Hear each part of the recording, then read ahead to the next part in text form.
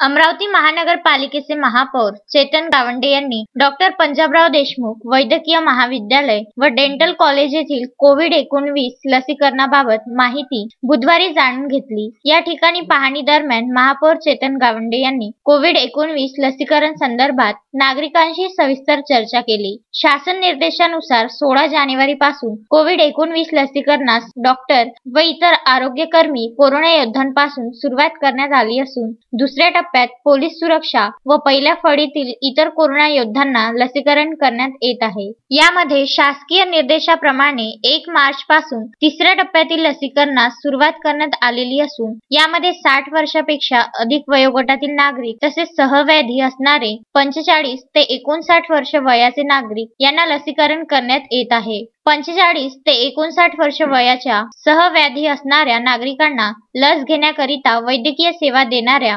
नोंदणीकृत व्यावसायिक यांचे संबंधित प्रमाणपत्र असणे बंधनकारक आहे। केंद्र सरकारमार्फत सहव्याधी निश्चित करण्यात आल्या असून यामध्ये पल्मनरी आर्टरी हायपरटेन्शन आणि हायपरटेन्शन डायबिटीज ऑन ट्रीटमेंट अंजायना अशा व इतर आजारांचा समावेश आहे। तिसऱ्या टप्प्यातील लाभार्थ्यांची नोंदणी करताना ओपन स्टॉलमध्ये लाभार्थी स्वतःचा मोबाईल नंबर cowin.gov.in या वेबसाईटवर भरून त्यावरून येणाऱ्या OTP नुसार स्वतःची नोंदणी करून घेऊन लसीकरण सत्राची वेळ व दिनांक स्वतः निश्चित करू शकतात। त्याचप्रमाणे रिझर्व्ड स्लॉटमध्ये ज्या लाभार्थ्यांना स्वतःहून नोंदणी करणे शक्य नाही असे लाभार्थी अमरावती महानगरपालिकेने स्थापित केलेल्या बूथवर स्वतः जाऊन आपली नोंदणी करून लस घेऊ शकतात। यावेळी बूथ करिता निश्चित केलेल्या क्षमतेनुसार लस देण्यात येईल। अमरावती महानगरपालिकेच्या डेंटल कॉलेज व PDMC या रुग्णालयात शासकीय रुग्णालय स्तर कोविड-19 लसीकरणाच्या तिसऱ्या टप्प्याला सुरुवात झाली असून याशिवाय प्रधानमंत्री जन आरोग्य योजनेमध्ये नोंदणीकृत रुग्णालये,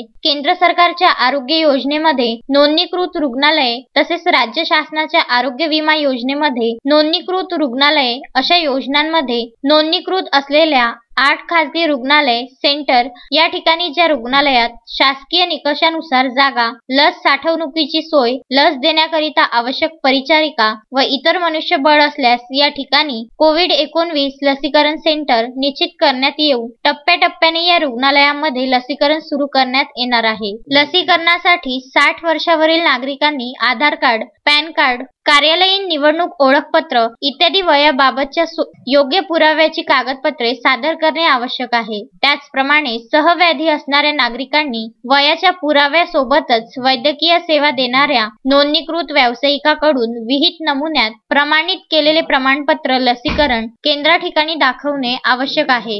लाभार्थ्यांना लस घेण्यासाठी प्रति लाभार्थी ₹250 प्रति डोस शुल्क आकारण्यात येईल। लाभार्थ्याने पहिला डोस घेतल्यानंतर 28 दिवस ते 42 दिवस या अंतराने दुसरा डोस घेणे बंधनकारक आहे। 42 दिवसानंतर पोर्टल मार्फत दुसरा डोस घेता येत नाही याची नागरिकांनी नोंद घ्यावयाची आहे। हेल्थ केअर वर्कर व फ्रंटलाईन वर्कर तसेच तिसऱ्या टप्प्यातील 60 वर्षापेक्षा अधिक वयाचे नागरिक आणि 45 ते 59 वर्ष वयातील सहव्याधी असणारे नागरिक यांचे लसीकरण सुरू आहे। नागरिकांनी या लसीकरणाचा लाभ घ्यावा असे आवाहन महापौर चेतन गावंडे यांनी केले आहे। Vidarbha news bureau, Amravati.